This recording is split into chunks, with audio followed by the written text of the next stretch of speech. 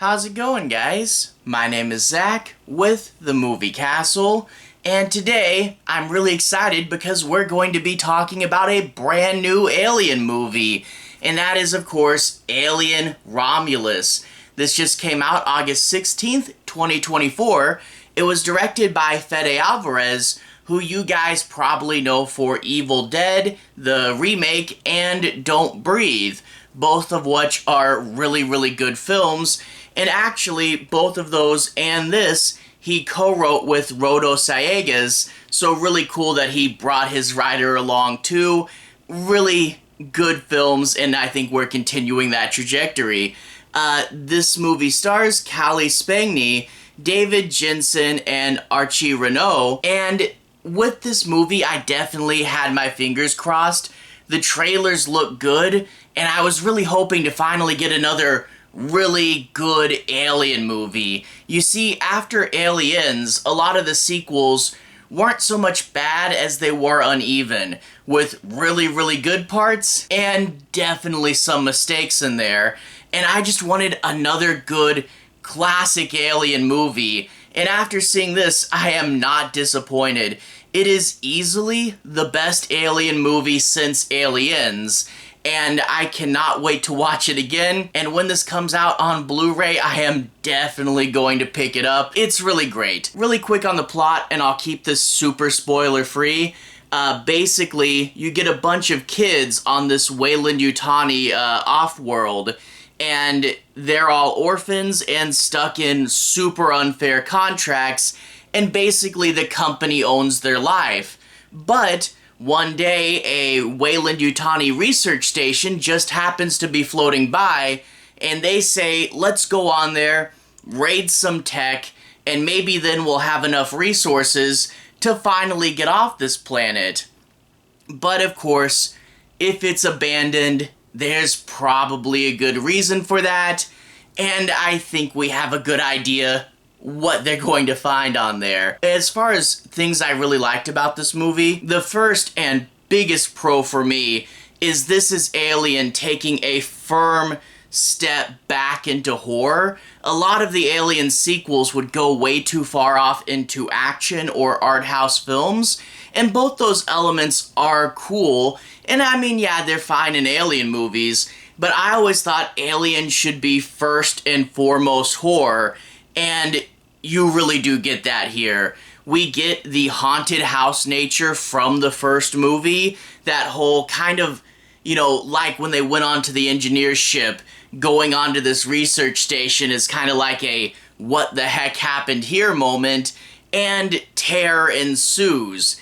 It's really good, and I really loved it. But also, if you guys are more on the action heavy side, as the movie progresses, it does get more and more into action, but it's always horror action. It's always a case of, yeah, that was action, but you legitimately felt like the characters are 1 second away from death, and it's really tight, intense situations. It was slowly and building it up so it gets more and more intense as we go along. But also in regards to horror, great atmosphere. And this is one thing I really like is it's shot clean, but still looks scary. And that's really rare. Like, a lot of horror fans like VHSs because they're all grungy, and that sort of low quality feel adds something to it. But to have a movie like this that's going to look super good in 4K, but to still say that's scary, there's something about how these big wide hallways and all the tech and all the designs and just this world being super clearly established, combine that with how crisp this thing shot, and it's a horror movie that makes you feel like you're actually going in there and actually going into the space station, actually going into the haunted house, and it looks brilliant. And tying that into the tech and the way the world's thought out, and you can see how all the little elements of this research base worked, and how this containment chamber worked, and the design of the ship. And there's even an element where at one point in the movie they have to eject something, and just to watch how it comes out of this other part of the ship and how the other ship tries to catch it. It is just, again, it's a very mechanical movie, but in addition to just the tech seeming cool and well thought out, it just makes the world seem that much more real and realized. But all this stuff with the atmosphere aside, the characters are pretty good too. They're all young street kids, and I really do like when you compare that to the first movie, which was essentially space truckers, and now we get space street punk kids. It's a different type of character, but we can see how these kids correlate and feel like they're in the same world of the Alien 1 characters, and I like that. And all the characters have their own beats and their own plots, and you get a sense of who each of them are, but obviously the core and the heart of the story is the two siblings. The sister's the main character, and you get her brother, and I do love how this relationship changes. The brother is a bit of an outsider, and he's telling all these dad jokes trying to fit in, but he winds up, when he gets on the space station, becoming a very dynamic character with a whole lot going on in here, and he's a super interesting character to follow, and definitely a highlight of the movie. But that being said, this is spoiler free, and I don't want to say too much more beyond that. But the brother and sister are where the heart is, and they definitely nail that. In regards to calling back to other movies, there are a few parts that are, kind of on the nose, but then a lot of parts where it's just like, yeah, this is how the world works, and of course these elements would return. But I did like seeing a lot of stuff, especially to Alien 1.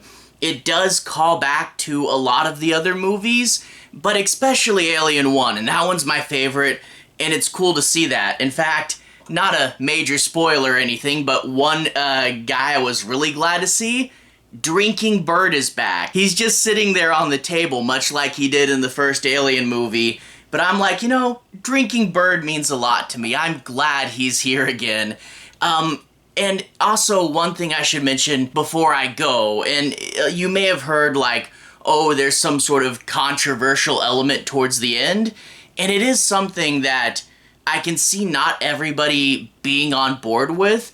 Me personally, I thought it was super creepy and a really intense decision, but I can see how not everybody would be on board with this. However, I will say, it's not something that, even if you didn't like it, it's not something that would ruin the movie, and it doesn't ruin Alien continuity or anything. And I know, like, with weird decisions movies have made recently, a lot of people are probably a little skittish. It's cool, and even if you don't like it, again, it doesn't ruin anything. Go check it out, and I am curious what you guys thought of that thing that happens towards the end. But that's about all I can say in a non-spoilery review. Overall, definitely recommend it.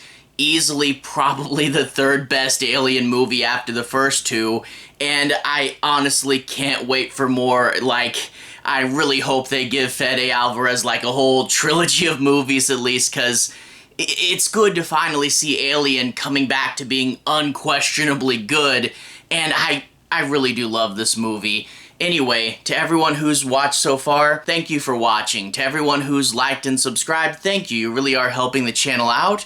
I'll leave a relevant playlist on the bottom where you can see my reviews for other 2024 horror movies like Late Night with the Devil, The First Omen, or Longlegs. Anyway, have a good day. I'll see you guys again very, very soon. Relevant playlist on the bottom. Have a good day now.